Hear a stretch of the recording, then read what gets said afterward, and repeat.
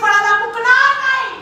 तुमचं लक्ष देऊन दान धर्म करण्यास विसरू नका.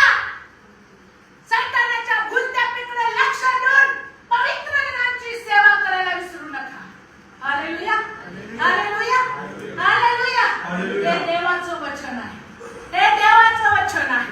आणि देवाने खुद्द तुम्हाला मला आठवण करून दिली.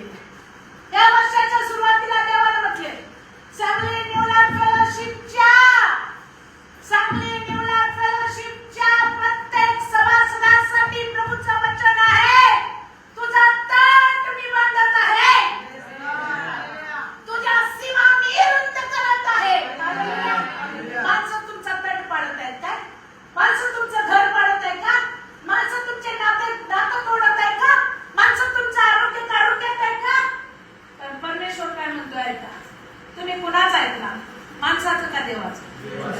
देवाचं वचन सांगते, तुझा तट बांधण्याचा समय आहे. मी तुझ्याकडे पाहिलेला आहे.